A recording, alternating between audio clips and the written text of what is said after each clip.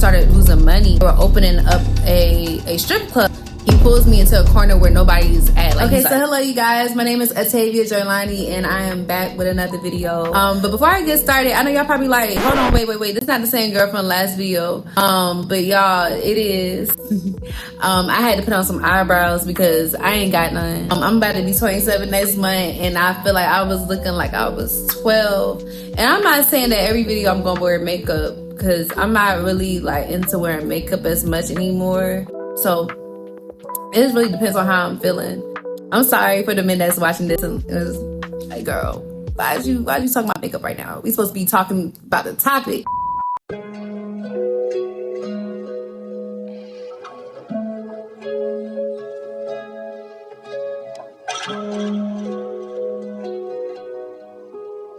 Shit. Oh, this twisted justice. And if it's your first time, I'm gonna need you to go back to that first video because that message was so powerful. And it's gonna segue into this video. It's not necessarily a part 2, but we're always gonna keep that message in our minds to not be focused on right now, but we're focused and preparing for eternity because this is a temporary place and it's not about us, but we need to wake up and make our way back to God. That's something that's serious. And I'm so thankful for that message because I didn't even know that I was going to talk about that because originally I was just going to talk about my testimony, but God led me to speak on that because his people need to hear it. He is not trying to be separated from you, but if you keep being arrogant and thinking that you don't need God, that's a lie from the enemy. That's a lie from the enemy. And you need to, as like, if you don't know God, if I don't know if I'm talking to anybody that is a non-believer, but if you do not know God, I suggest that you ask him to reveal vulnerably and be like, God, like, I need to see that you are real. Make your presence known. And so God really wants us to come back. He wants us, like, he wants to be in relationship. He wants us to become better. It's like hanging out with that friend that makes you want to become better, but you actually apply that pressure to yourself, healthy pressure, and to really make those changes. It takes effort. Did you know that without a relationship with God, you're really procrastinating on your soul? If you're so distracted by, I need money, I need a man, I need this, I need that, I need success, then you're doing it all wrong. If you're reading self-help books, they're helpful, but all but so much. If it's not leading you back to God, put it down. It's an object that you're thinking that's going to bring you healing, and put it down. You're really creating distractions that aren't needed, because when you're not walking with God, you have voids that demons lie in. And so within my testimony, I'm going to show you how I was humbled. I had an ego that had to die. If you're struggling on changing, I pray that you desire to change. You don't have to be perfect. God brings that perfection. But if you really want that, go get it. God is right there with you. He's omnipotent. And so he's always there. He's in your soul, waiting to be awakened, waiting for you to really call on him wholeheartedly. Be vulnerable. Come to God bare.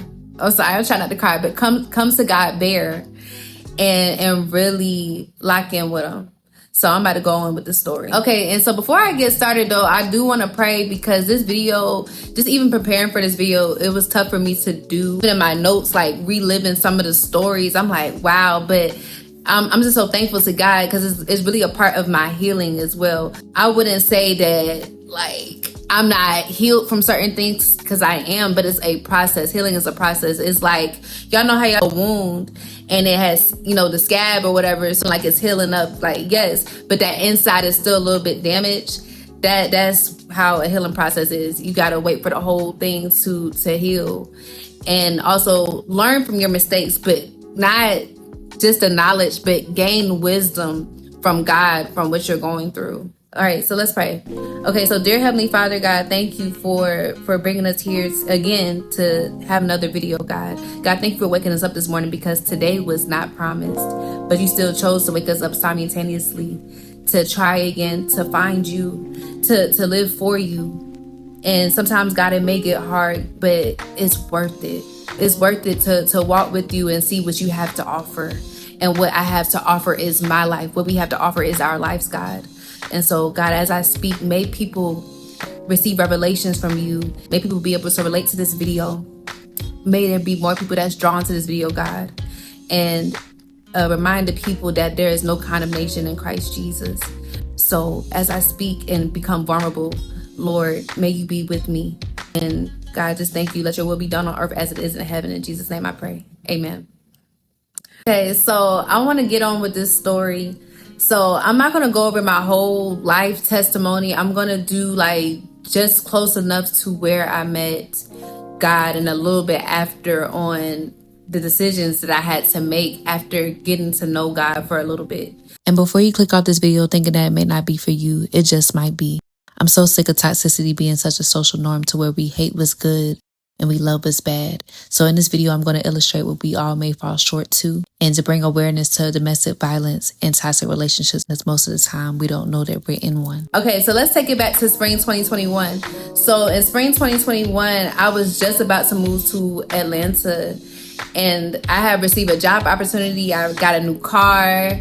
And I was going to the state and I was like, yeah, I'm going to do hair school while I'm out there as well. So I was really feeling myself. I was excited about it. But the only thing that was not going well was my love life.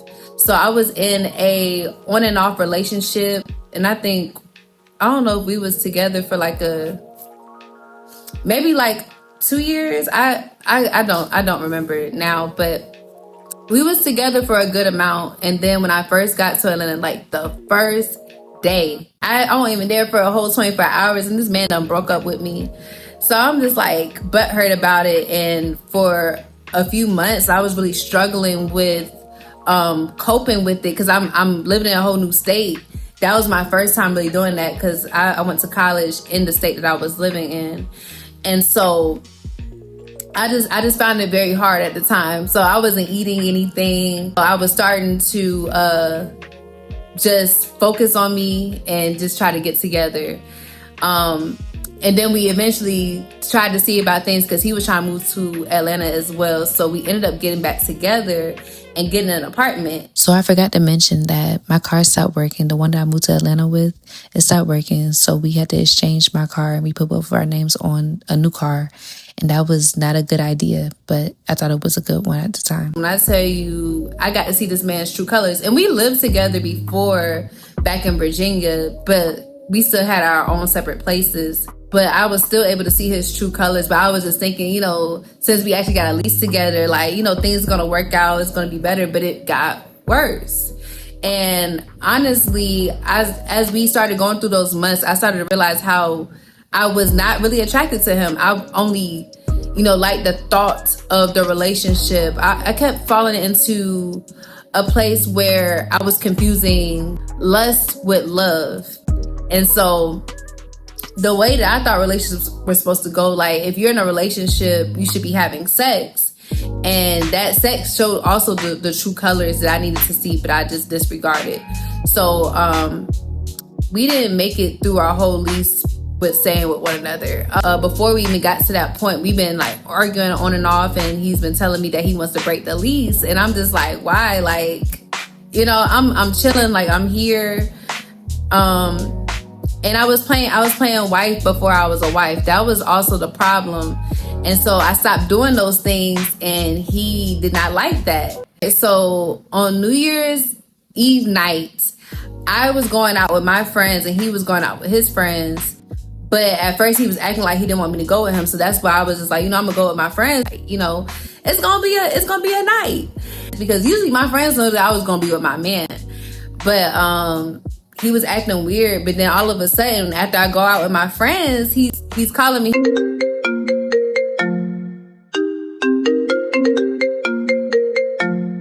He was like, babe, like I want you to come to this such and such club. So he was like, you gonna Uber? It's like, I'm not sure, because I was kind of feeling iffy about how the behavior was before I even went out with my friends.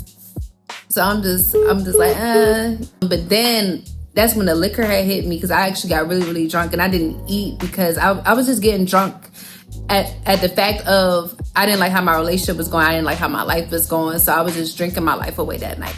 And I decided to end up going with him. So I Ubered from there. But like I told you, I was really, really drunk. And I think I threw up in the bathroom too. Because everybody was throwing up in the bathroom. It was just really bad. I'm sorry, y'all, for the visual. So I get an Uber to the club that my ex was at.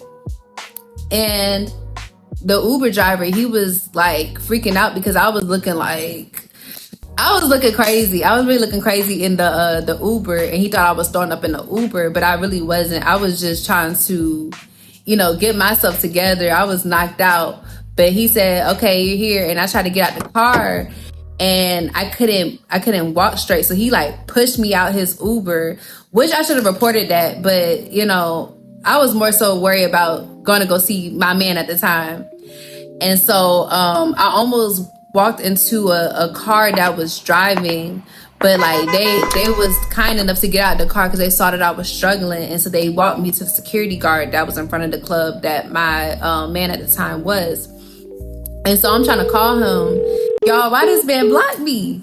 So I'm like, okay, like now he blocked me after he told me to come here. So now I'm just waiting outside the club with my heels on the sidewalk. Luckily, this wasn't in downtown Atlanta. It was in a different part of Atlanta where it was still like a storefront. So it was still well lit, parking lot and everything. Security was there. Security was making sure that I was good while I was asleep. Like, I feel like that was God sending an angel to watch over me because I was really knocked out in the middle of Atlanta. But anywho, they let the club out, and the security guard was like, "Hey, like, your man should be coming out soon." So I was like, okay, cool. So I started walking to the car, and I ended up walking to the wrong car. And so this man was like, "You okay?" And so I'm like, "Yeah, I'm sorry. I'm waiting on my boyfriend to come out the club." And so he came out the club and saw that this man was trying to see that I was okay, but he thought the man was just trying to talk to me. And so he started fussing out the man, and then he fussed me out and was like, "Get in the car." But we had got into a car accident. He didn't get the car fixed at the time, so I had to sit in the back seat. And so when I got in the back seat, he slapped me. And I was just like, "Yo, like, why you do that for?" And he was really spazzing on me, and I was starting to freak out. I was crying so bad. So we get back to the house, it got worse. And so after that, I was just like, yeah, like I can't deal with him, because it was certain things that he did even before that that I'm not gonna go into detail about. But it wasn't too crazy, but this was like the craziest thing that he had did. So I'm just like, yeah, like I'm good off of that. So after that, he had to go. And that's when things started changing for me. After me and him broke up, I started seeing, more of what Atlanta is about. I'm starting to hang out with my friends more. I'm starting to go to clubs more. I'm, going on dates. He was trying to get back with me, and he was trying to get back to Atlanta because he had to go back to Chicago after that. Because I won't necessarily scared, but I was just like, I'm not trying to be around that type of energy. Like after you done hit me, and I already started losing feelings for you before we even got to this point. So, and it's no offense to him. It was the truth. It was getting to a point where I could only be around him if I was like inebriated, and that's not okay. If I had to be around you and be drunk to like you, that's just not okay. That's not healthy. But I made it work. Trying to think, y'all. Sorry. But yeah, we was on and off pretty much from January to the end of August of 2022. And we went like on, like we was just, trying to figure out how we gonna take care of this lease. And the breaking point of me not even rocking with this man was he did me dirty on my car. We got the car and our names together, and so he was just like, okay, if I can't have the apartment, I'm just taking the car. And so it was a way that he had finessed me and basically saying, okay, like I'm gonna take care of both. I'm gonna still pay for the cars have, and I'm gonna pay for the it was just messy. He did me dirty with with the car stuff. So I just let him take the car and I just kept the apartment. But now I don't have no way to get to work. I have to Uber now. I'm about to start hair school and I got an Uber there. So it was just really irritating. It was really irritating. But God brought me through. So we're in September 2022 when I'm in hair school. I'm just now starting hair school. Like I told you guys, I don't have a car to get to work. I don't have a car to get to school. I have to Uber. And I was nervous about all the worries that were coming to mind. But I had one friend, she had told me to get rental assistance, and just you're gonna have to wait. They're not gonna answer immediately. And so this is like the first time that I really used my faith strongly. So I had brought up the rental assistance to my mom, and my mom wasn't really with it because she was just like, how you know that you're gonna get it? How do you know this, that, and the third? I was like, I don't know.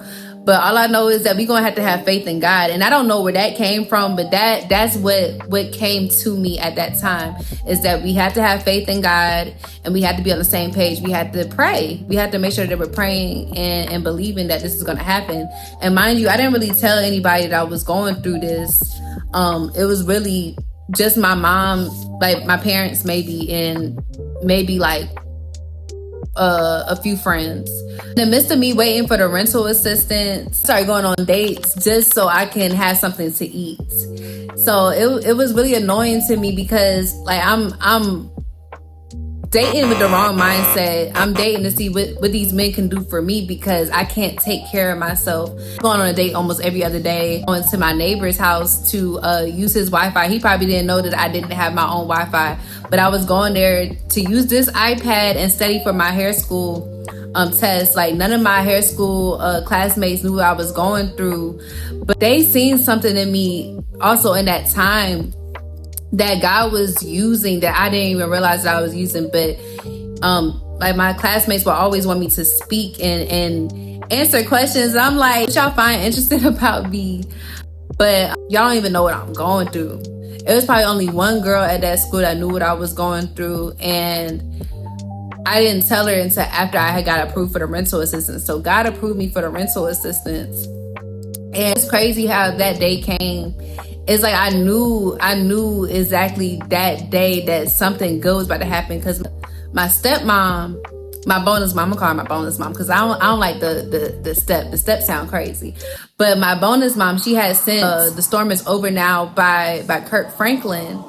And what I felt in my spirit was like a light bulb just went off, or it's done type of energy.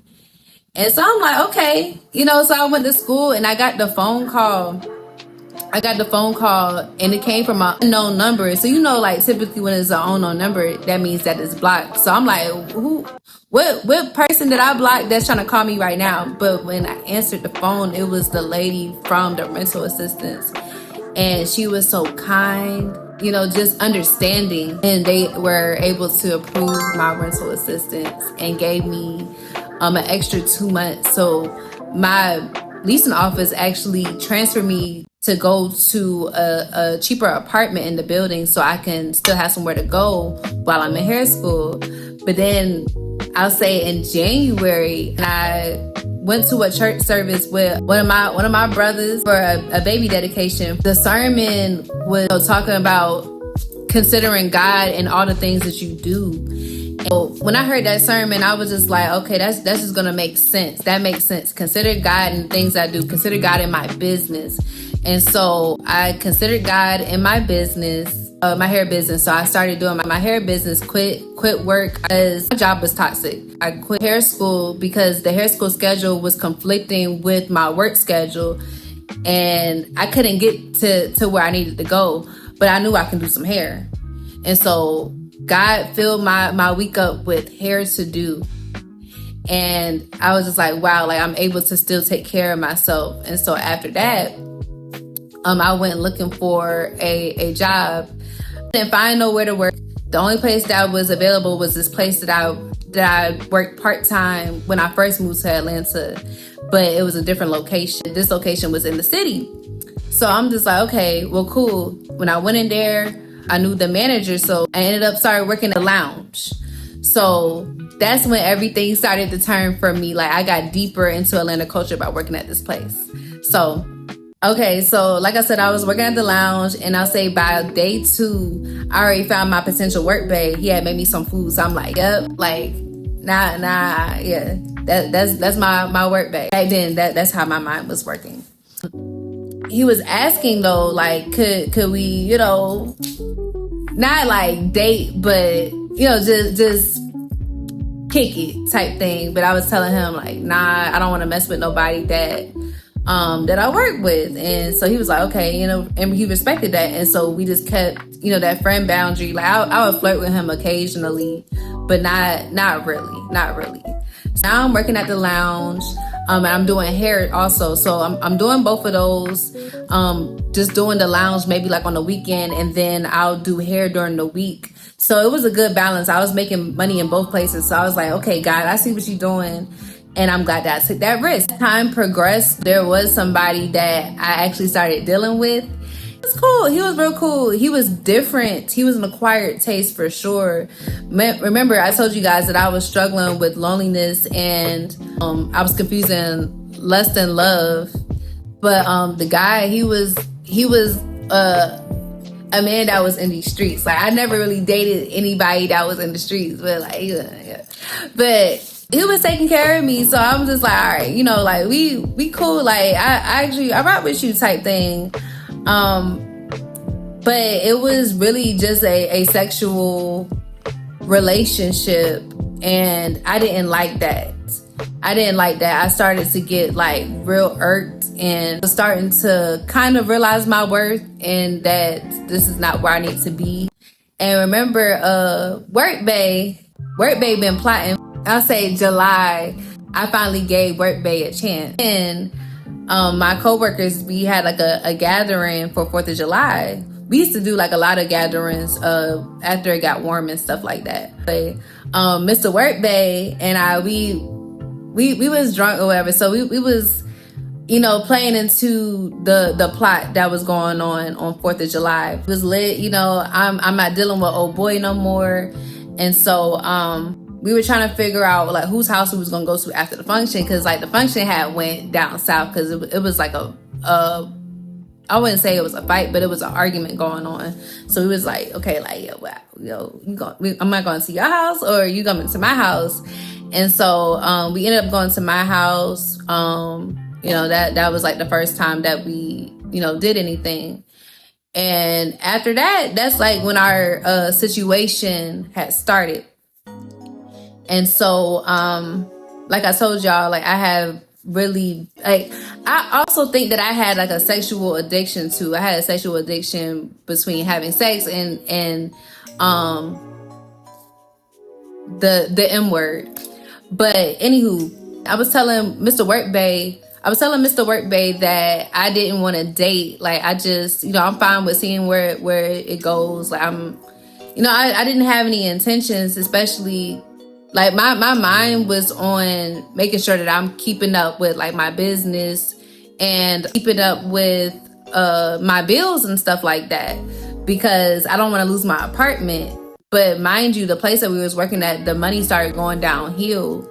So I was really trying to worry about that. But the more and more that I was working at this place, and the more and more that I was hanging out and not paying attention to all of that and fornicating, like I started losing money. But I just didn't look at it that way. I'm just like, who needs a job when you got friends that you can, you know, turn up with, and you got somebody that you can consistently have sex with? And like my mind was just going downhill. So anywho, I'll say maybe a few weeks later, Mr. Work Bae, he comes back over to my house. We were smoking, and he had a random high thought, I guess. He was saying that I'm not who you think that I am, and that you shouldn't date me. Like, okay, well, that's fine. You know, thank you for letting me know. Like I told y'all, I was fine with, you know, not dating, because I have things that I'm worrying about. And with us just, you know, kicking it, I was just fine with the situationship. And plus, I don't want to be with somebody if you're not who you actually portray yourself to be. Okay, so yeah, after we had that conversation, he started acting like mad weird at work. Like he was flirting with girls around work and stuff like that. And so I'm just like, all right, well, bet. We working at the lounge, so it's not hard for me to make you jealous. Don't try me, because it's like, why are you trying to make me chase you like that? That's just very sassy, and you're older than me. Okay, so eventually we ended up talking again, and we made up. We had makeup, and he telling me he actually wants to see about stuff or whatever, and that shifted into us dating. So we started dating in September, and things was cool. Things was cool, and we going on simple dates. Keeping it simplistic. Mind you, I'm about to lose my place, and so I'm in a relationship and barely can take care of my bills. He was making it seem as if he was going to take care of me, but didn't. But still, I wasn't gonna just sit around and wait for somebody to take care of me. I'm still gonna, try my hardest to work and make as much money as possible. But it's like every week we had an issue, and that was the annoying part. He would get bothered by the customers, cause when you're working at a lounge, like we're wearing bodysuits, we're wearing leotards. Pretty girls, we was pretty girls, so I can understand how he can get upset, but it's not to the point where you're not talking to me. It's making you feel like insecure. So yeah, we was on and off, and I was trying to figure out how I was gonna get money. So the opportunity came about like right before October came. The lounge, it's not the same business, but same owner. They were opening up a strip club, and so me and my coworkers, we was like, okay, like we gonna see what this place is talking about. And so I was like, okay, I'm gonna just do hookah there. And they didn't hit me back about the hookah, so I actually ended up dancing. But I had told Mr. Workbay about it, and Mr. Workbay, he was playing it cool, like he was fine with me going to go and dance because I need some money. And so I go, right? I go, and I had the worst time ever. Like I really had the worst time ever. After I left, like I was crying for hours, and I tried to call him to let him know what was going on. When I called him, he was like, I do not care. You shouldn't have went up there and danced anyway, but I'm not trying to hear no sad stuff right now. Did you know that my mom passed away a year ago? And I was just like, no, you never told me like this was the actual day. Okay, so let me pause the story right there. Crazy thing is, I would ask him certain things about his personal life or whatever, but like certain things he just didn't want to talk about, like especially when it came down to his mom. So I just left that alone. So it's not that I didn't care, guys. Mind you, we've been dating for a few months, and I still don't even know where this man lives. So y'all stay tuned, because it's a lie. Hey, like if I would have known that, like, I would have made sure that you had some flowers, that you felt comforted and stuff like that. But he was just like, well, yeah, you didn't know. It was just, y'all know how toxic relationships go. So I was crying, like I'm like, oh my, like this man is so mean. But I'm just like, trying to just stick it through. Yeah. So after that, I was just like, I really need to hit up this place about the hookah position, like, cause y'all didn't hit me back. But it turns out I had the wrong number to the person that was hiring me. I ended up starting doing hookah, me and Mr. Workbay, we on and off, but I'm still working at the other place too. But it ends up getting too toxic where we can't work together because he was starting to come against my money. So like there was a guy that he thought that was flirting with me, which he was, but I wasn't flirting back, but I was still doing my job, and I was about to sell a bottle. And so Mr. Workbay had came from around the bar, took me away from the customer that was about to pay. He pulls me into a corner where nobody's at. Like he's like yoked me up type thing. And my manager had caught him at the last minute, and she was like, you need to get your hands off of her. And so after that, this is like the first time that Mr. Workbay was starting to show me that he's possibly hands-on. I decided to look up where he stayed. Like God was trying to warn me. I got evidence, so I went to the police station.